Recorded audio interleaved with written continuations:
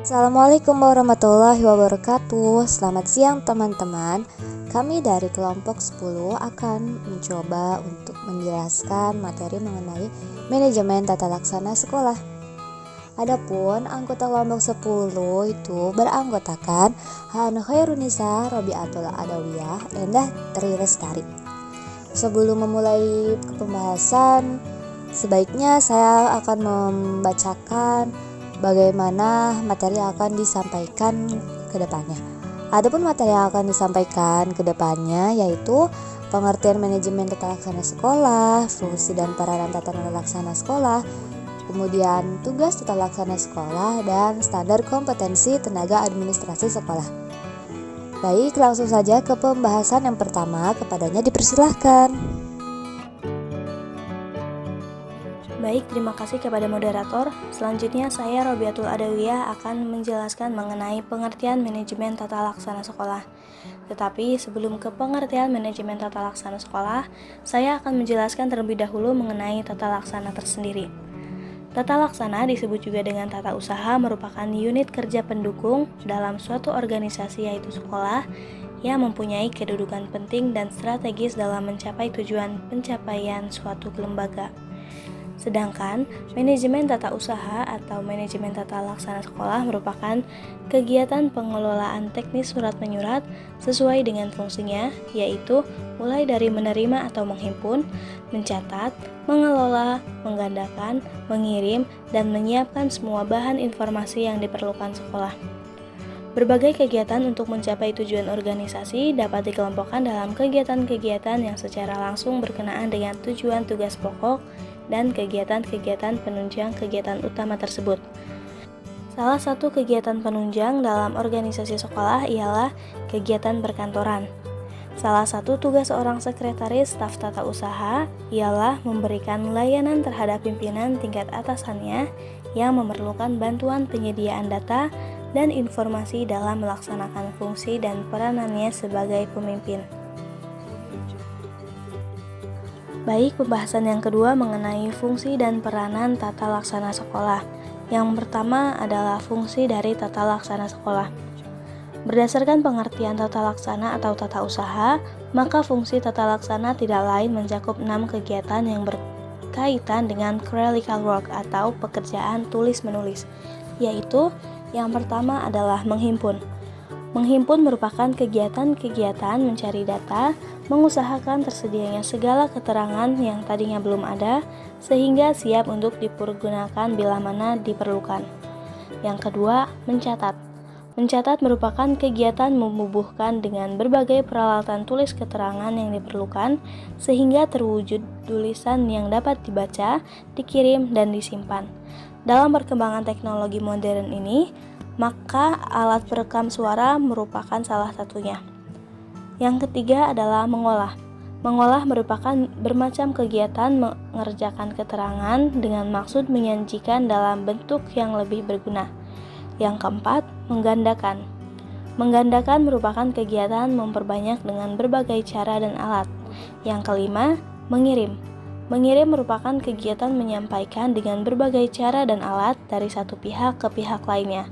Dan yang keenam adalah menyimpan, merupakan kegiatan menaruh dengan berbagai cara dan alat di tempat tertentu yang aman. Yang kedua adalah peranan tata laksana sekolah.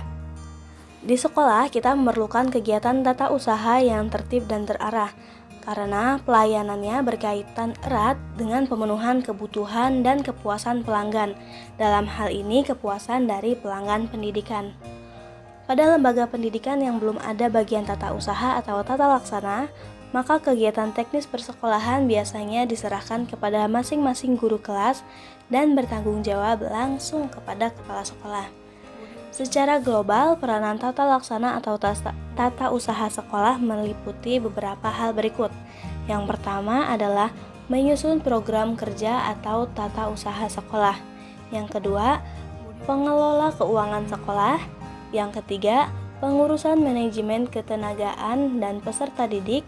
Yang keempat, pembinaan dan pengembangan karir pegawai tata usaha sekolah.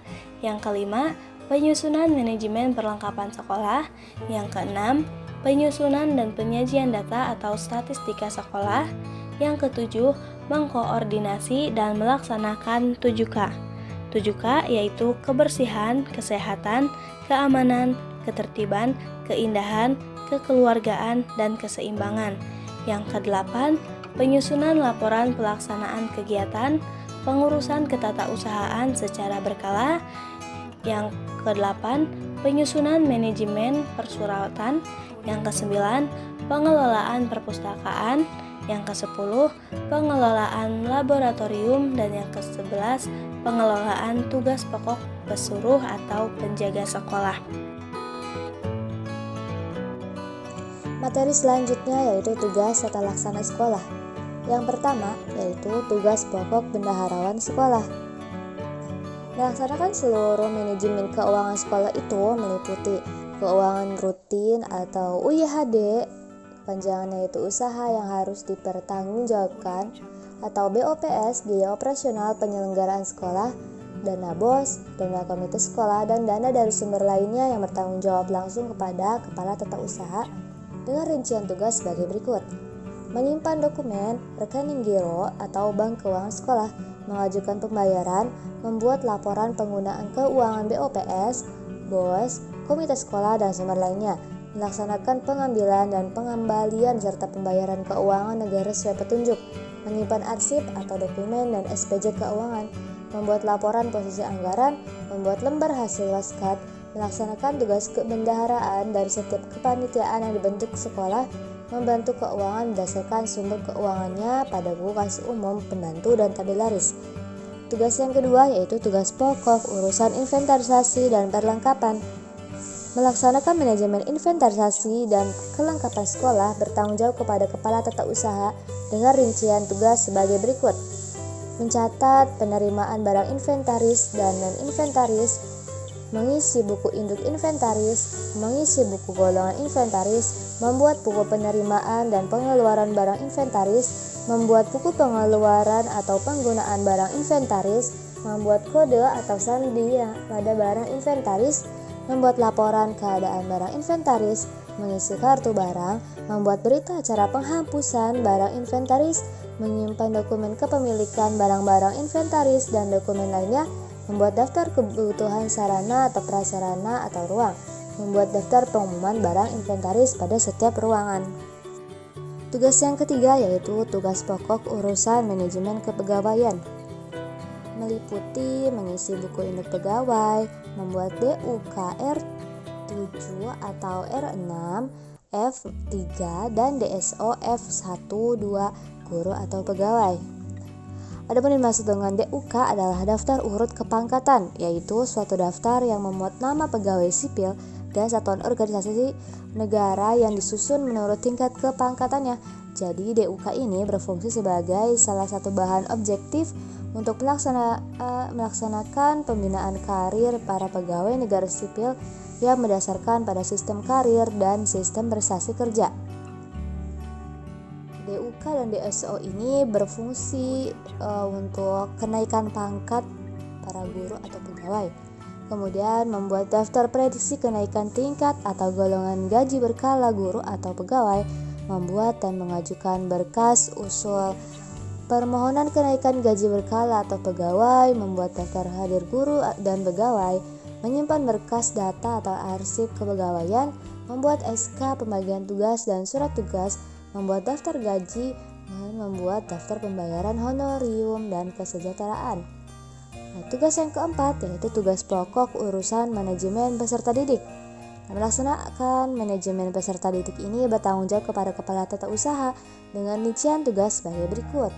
Membuat daftar nomor induk peserta didik, mengisi buku kelapel peserta didik, mengisi buku induk peserta didik, mengisi buku mutasi peserta didik, membuat daftar keadaan peserta didik, membukukan daftar keadaan peserta didik, membukukan daftar peserta didik, mencatat pendaftaran peserta didik, membuat usulan peserta ujian, menyimpan daftar lulusan, menyimpan daftar penerimaan atau penyerahan STTB atau surat tanda tamat belajar, menyimpan daftar kumpulan nilai, menyediakan belangko pemanggilan orang tua peserta didik, membuat surat keterangan dari surat mutasi peserta didik, menyediakan belangko izin keluar masuk kelas, dan mengisi papan data keadaan peserta didik. Yang kelima yaitu tugas pokok urusan manajemen persuratan. Melaksanakan manajemen persuratan bertanggung jawab kepada kepala tata usaha dengan rincian tugas sebagai berikut: membuat nomor agenda surat masuk dan keluar, mengisi buku agenda surat masuk dan keluar, menggandakan surat atau dokumen sekolah, mengisi buku ekspedisi, menyimpan arsip dan menyampaikan surat, memelihara dan menata kearsipan dan dokumen surat keputusan, laporan, dan lainnya, membuat kelancaran manajemen sekolah, menyimpan dan menjaga kerahasiaan data sekolah. Kemudian tugas yang keenam yaitu tugas pokok pengelolaan perpustakaan. Melaksanakan manajemen perpustakaan bertanggung jawab kepada kepala tata usaha dengan rincian tugas sebagai berikut: mengisi buku induk perpustakaan dan buku paket, mengisi nomor atau kode klasifikasi buku, kemudian membuat buku pengunjung perpustakaan, membuat kelengkapan kartu, data duslip, katalog anggota peminjam, membuat statistik atau grafik pengunjung dan peminjam, membuat laporan keadaan buku, membuat daftar penggunaan barang inventaris di perpustakaan. Kemudian tugas yang ketujuh yaitu tugas pokok pengelolaan laboratorium. Melaksanakan manajemen laboratorium bertanggung jawab kepada kepala tata usaha dengan rincian sebagai berikut: mencatat atau membukukan barang-barang laboratorium, menyediakan buku penggunaan barang laboratorium, membuat daftar penggunaan laboratorium, melayani kebutuhan alat-alat praktikum, menata, menjaga, dan merawat alat-alat laboratorium, membuat daftar laporan keadaan dan mutasi alat-alat, dan membuat daftar kebutuhan bahan praktikum. Tugas yang terakhir yaitu tugas pokok pesuruh atau penjaga sekolah. Melaksanakan kegiatan kebersihan atau pengamanan sekolah bertanggung jawab kepada kepala tata usaha dengan rincian sebagai berikut: menjaga dan melaksanakan kebersihan ruangan seluruh bangunan, membantu menyediakan kebutuhan guru atau pegawai, menyiapkan air minum, mencuci dan menyimpan alat-alat minum dan makan, membuka dan mengunci seluruh ruangan, kebersihan toilet, kebersihan dan kerapihan taman sekolah, dan melaksanakan piket malam dan sebagainya. Kebersihan kegiatan tata usaha harus menjunjung fungsi manajemen sehingga perlu direncanakan, diarahkan, dikoordinasikan, dikontrol, dan dikomunikasikan secara efektif dan efisien. Demikian pula kegiatan atau usaha sering disebut sebagai manajemen perkantoran, namun tidak sekedar berkaitan dengan tugas tulis-menulis, akan tapi menyangkut pula unsur-unsur pengaturan dan penyediaan tempat kerja, lokasi belajar yang nyaman dengan sistem kerja yang efektif. Baik, saya Endah Tri Lestari akan melanjutkan materi selanjutnya, yaitu standar kompetensi tenaga administrasi sekolah. Keberadaan tenaga administrasi sekolah di jenjang pendidikan dasar dan menengah atau lazimnya disebut dengan tenaga tata usaha sekolah dalam proses pembelajaran sangat diperlukan. Sebagai satu komponen dalam proses pembelajaran, tugas dan fungsi tenaga administrasi sekolah di jenjang pendidikan dasar dan menengah tidak dapat dilakukan oleh pendidik. Kenapa? Karena hal ini disebabkan pekerjaannya bersifat administratif yang tunduk pada aturan yang sifatnya khusus, merupakan pekerjaan pelayanan untuk kelancaran proses pembelajaran. Lebih memerlukan keterampilan khusus, sedikit yang memerlukan keahlian tertentu, memerlukan kompetensi yang berbeda dengan kompetensi yang disyaratkan untuk pendidik.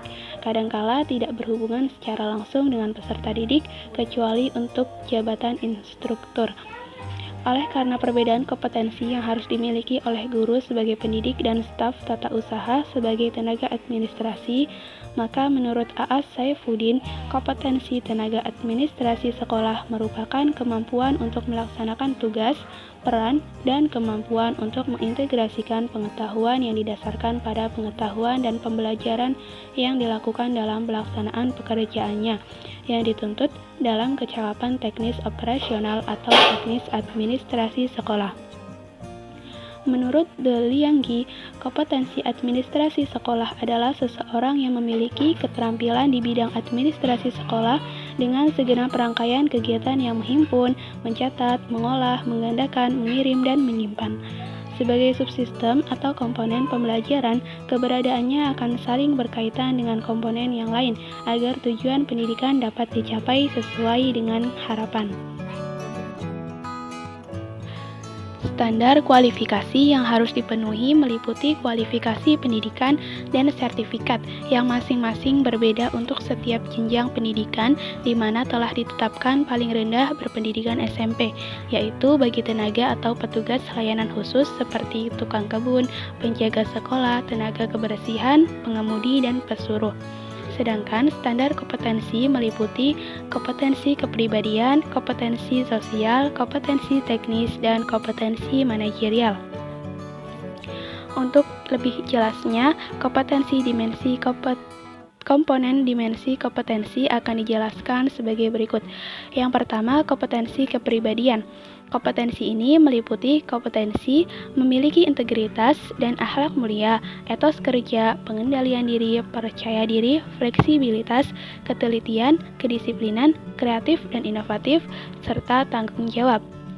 Yang kedua, kompetensi sosial. Kompetensi ini meliputi kompetensi untuk bekerja dengan tim, pelayanan prima, kesadaran berorganisasi, berkomunikasi efektif, dan membangun hubungan kerja. Yang ketiga, kompetensi teknis. Kompetensi ini meliputi kompetensi untuk melaksanakan administrasi kepegawaian, keuangan, sarana prasarana, hubungan sekolah dengan masyarakat, persuratan dan pengarsipan, administrasi kesiswaan, administrasi kurikulum, administrasi layanan khusus, dan penerapan teknologi informasi dan komunikasi. Yang keempat, kompetensi manajerial yang dikhususkan untuk kepala tenaga administrasi sekolah atau madrasah. Kompetensi ini meliputi kompetensi untuk mendukung pengelolaan standar nasional pendidikan, menyusun program dan laporan kerja, mengorganisasikan staf, mengembangkan staf, mengambil keputusan, menciptakan iklim kerja yang kondusif, mengoptimalkan pemanfaatan sumber daya, membina staf, mengelola konflik, dan menyusun laporan. Masing-masing kompetensi ini sesuai dengan Peraturan Menteri Pendidikan Nasional Republik Indonesia Nomor 24 Tahun 2008 tentang Standar Tenaga Administrasi Sekolah atau Madrasah yang dijabarkan dalam subkompetensi yang lebih rinci agar dapat dilaksanakan sesuai dengan tugas dan fungsi dalam setiap jenis dan jabatan administrasi sekolah atau madrasah dalam menunjang proses pembelajaran. Berdasarkan Permendiknas Nomor 24 Tahun 2008 tentang Standar Tenaga Administrasi Sekolah atau Madrasah, mereka tenaga administrasi sekolah meliputi Kepala Tenaga Administrasi, Pelaksana Urusan, dan Petugas Layanan Khusus. Berikut akan dijelaskan kualifikasi dan standar bagi setiap tenaga administrasi sekolah. Yang pertama, Kepala Tenaga Administrasi Jenjang SD. Kepala Tenaga Administrasi Jenjang SD atau yang sederajat dapat diangkat apabila sekolah atau madrasah memiliki lebih dari 6 rombongan belajar. Kualifikasinya adalah sebagai berikut, yaitu yang pertama, berpendidikan minimal lulusan SMK atau yang sederajat, program studi yang relevan dengan pengalaman kerja sebagai tenaga administrasi sekolah atau madrasah minimal 4 tahun. Yang kedua, memiliki sertifikat Kepala Tenaga Administrasi Sekolah atau Madrasah dari lembaga yang ditetapkan oleh pemerintah. Yang kedua, Kepala Tenaga Administrasi Jenjang SMP. Kepala Tenaga Administrasi Jenjang SMP berkualifikasi sebagai berikut. Yang pertama, berpendidikan minimal lulusan D3 atau yang sederajat, program studi yang relevan dengan pengalaman kerja sebagai tenaga administrasi sekolah atau madrasah minimal 4 tahun. Yang kedua, memiliki sertifikat Kepala Tenaga Administrasi Sekolah atau Madrasah dari lembaga yang ditetapkan oleh pemerintah. Yang ketiga yaitu Kepala Tenaga Administrasi jenjang SMA atau yang sederajat. Kepala Tenaga Administrasi jenjang SMA atau yang sederajat berkualifikasi sebagai berikut.